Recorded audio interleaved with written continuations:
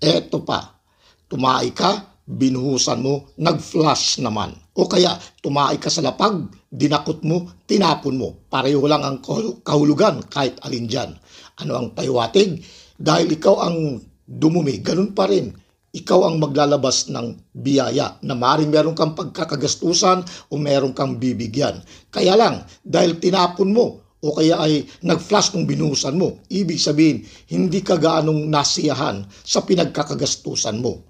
Maring, halimbawa, maring yung pinagkakagastusan mo ay hindi ka kontento sa naging quality. Yun, sample lang yun. No? Okay, paano naman kung halimbawa sa pagbuhos mo, bumara, tapos lalo pang dumami ang dumi. Iba naman ang pahiwatig niyan.